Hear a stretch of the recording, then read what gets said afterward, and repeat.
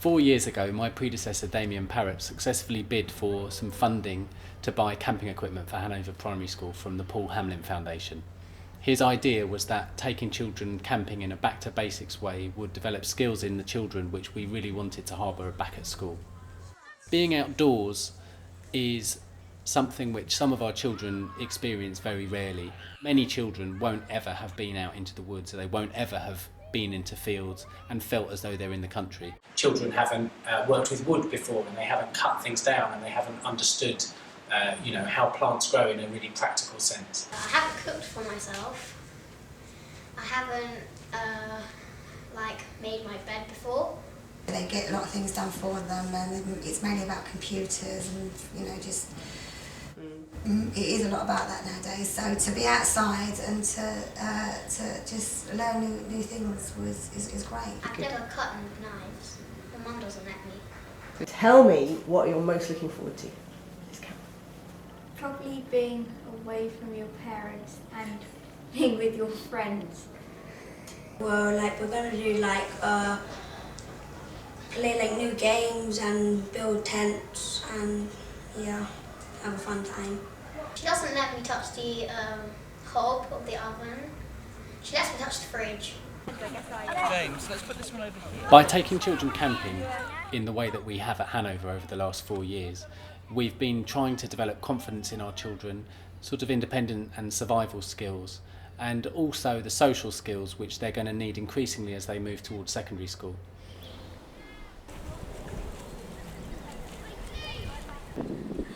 My experience of taking children away anywhere is just absolutely massive. I just think it's an invaluable, brilliant thing to do. Your first mission is to explore, and your task is to find as many different types of leaf that you can. You need to collect one of each type of leaf that you can find. When you're in the school environment, everyone will freak out because a fly will come in the classroom. After spending a week in a field, there's none of that, and actually that's really important. This is the environment that we live in, and we want to appreciate it and love it and get muddy and not mind. If you touch it that way, the spines will go into your skin, and that's when you get stung.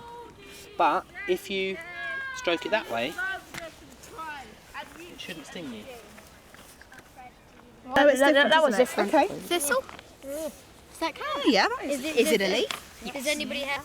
If you do it downwards, it goes into your skin. But if you do it upwards, it shouldn't sting you. I've seen a lot of people who yesterday I kind of heard them whispering that they hated each other or whatever, walking along and chatting along or waiting in the dinner queue and having a little chat. And I've noticed that a few times over the last 24 hours and thinking maybe that happens at school or maybe it doesn't. Maybe actually there's something about all being here together and all having to rely on each other that suddenly makes you appreciate people and take the time to get to know people in a different way, in a new way. I think it's a good chance for them to get out of their sort of friendship groups that they probably get into at school, because it means that they share camps with different types of people that they probably wouldn't hang around with in school for whatever reason. It gives children enough freedom that they can really develop confidence and independence, where at the same time it's still a contained thing. We've always got loads of staff who know where they are all the time, but then at the same time they've got enough freedom that they can go off to one part of the field or forest and collect sticks from making fires, but at the same time we're still keeping them in a safe environment.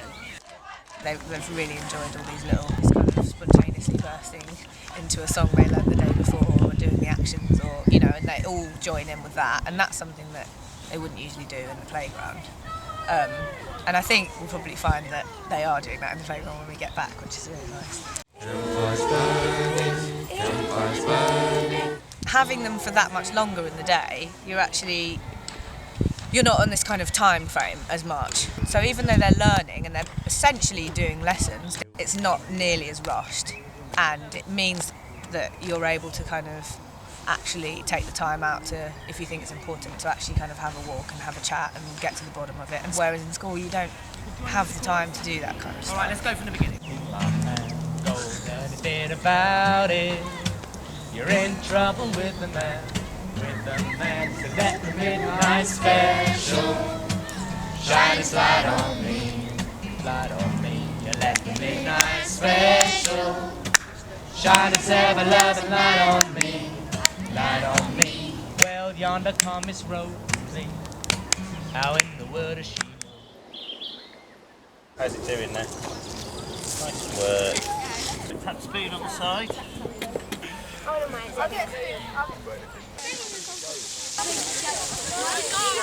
Antonio, some bacon cheese okay? It's really fun because you get to explore the woods if you're out and about and near the woods, and you're outside most of the time instead of stuffy indoors. Well, I like the food much better than school, and I love den building. Me too.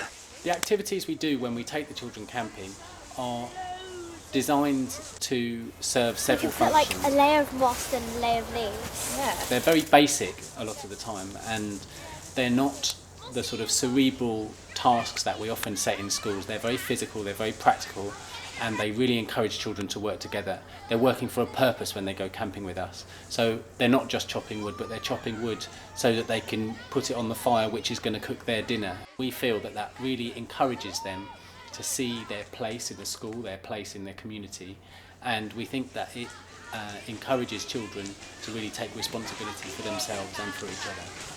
I really liked making fires because I thought I've never really done it before. I've got space underneath that bundle to get a match, all right? And I'm placing it on, I'm not throwing it on, okay? Because I want it in the right place so that it's going to burn. See, there's a space there.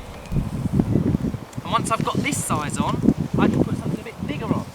Where there are flames, you can put some wood, basically. That's burning pretty quick. Whoa. Oh my god. Hannah, don't. If it goes too big, then I won't be able to stop it. Some big sticks on there. Yeah, that's what I was going to say. More big sticks. Oh my god, look at that. Chopping wood, like with an axe and saws, because you don't really get to do much of that in London. When you're sawing, Trevor, make sure, try and keep the saw roughly level, okay? And you're not pushing on it, okay? You're not pushing down, you're not pulling back, you're just letting it go backwards and forwards, and let the weight, it's a bit like with the axe, Antonio, you let the weight of the saw do its thing. Astonishing aim. It's really impressive. And you've never done it before? Fantastic. I think the beautiful thing about coming here is children being in a different environment and being different because it's a different environment, and just seeing things in children you just never see at school. You know, some children come here and, you know, staff talk about them before we come, and it's like we might have problems with this child or they might struggle, and they're fantastic. They're all over it. They're absolutely brilliant. You know, they can do everything. They're really, really sensible, and because they don't have that sort of that academic pressure, but also that sort of academic name put to them, they can thrive. And I think that's what I love about cooking here more than anything, really. No, you say to children, who can use a sharp knife? And everyone goes, I can. And then, you know, some of them are holding it back to front and upside down. It's like, oh dear, you really can't, can you? I think cooking's quite intuitive, really. And I think if children are given the opportunity, they very quickly turn their knives around the right way and concentrate on what they're doing. What do you think about cooking outside? It's much more fun. Does it feel weird? Yeah, because I'm outside and I'm normally inside the kitchen and I'm making toast. What we really needed was for that chimney to be higher than this, so that, yeah, it's got a little chimney at the end. If you make the chimney higher, then it sucks air in through here. So, do you want to cut cheese up for me as well? Look for you. I'm going to open it. I mean, I'd like to think that a lot of these children might go camping with their family or their friends if they didn't before, and even if it's just sausages and beans, just be able to, you know, light a small fire and put some bricks around it and put a grid over it and cook some food. I mean, what's better than that? That's brilliant. I think all the activities we used to do on our school journeys, particularly the PGL style ones, you know, a lot of the kids, the more middle class, if you like, may have done rock climbing and abseiling, so they were immediately more successful at it. Whereas the kids who didn't come from that privileged type of background, weren't so successful often, and so they felt kind of even more of a failure. And since the idea of this type of thing is to break down those kind of social barriers, because we're stripping away many of the advantages kids have got, or as many as we possibly can, it makes it much more of a level kind of playing field, and they've all got the opportunity to shine and be successful. Okay, but basically camping has been bare fun, and I've liked all the fires, like the whistling. I love the song, like the the rattling bog, a bog down in the valley, a red bog, a rattling bog, a bog down in the. You find out so much more about the kids on any kind of school journey, actually, but this one in particular, because you're spending much more time with them.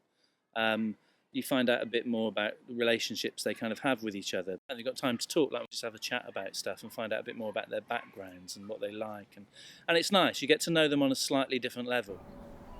Camping with Hanover allows the children a real sense of freedom or gives them a chance to express themselves in a way that perhaps they don't normally back at school.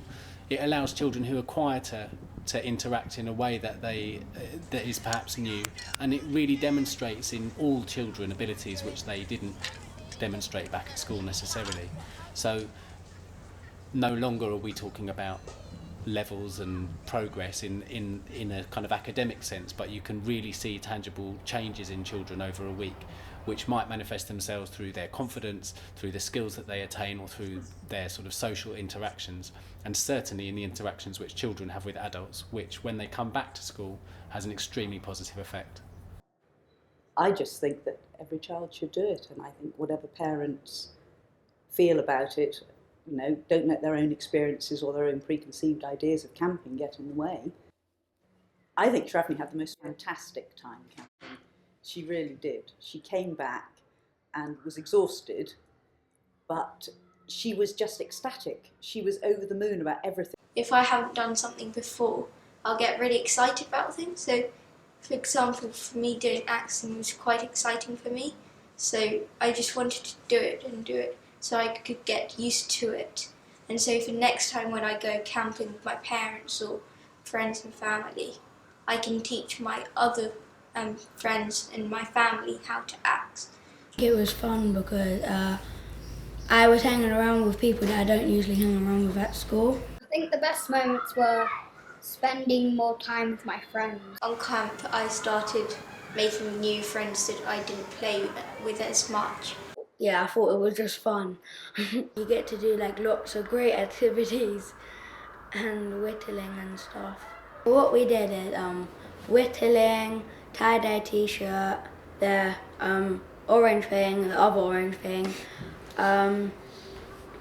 building tents. I don't know if that was fun. Making dens. Making dens. I cut potatoes. I felt like an adult because my mum doesn't like to touch knives. I think Shrafney's come back with an inner confidence. She was originally a very, very shy, very quiet child, and over the years her confidence has developed, and she's certainly become more confident in Year 6. But she came back from camping and there was a self-reliance, an inner confidence, just something about having to cope on her own for a week, I think just did her tremendous power of good. It sort of did make me think about myself because now, because I know a lot of people more, I can sort of say things that I wouldn't usually say. So, for example, one of the lower down the school, one of the TAs went. I knew her a little bit, but not as much. And I had the confidence to say to her I was adopted because she sort of knew that, she sort of didn't. And I was confident enough to say about my story of my childhood and how I was adopted. I think it has a far deeper impact on the children that I think will come out in the long term.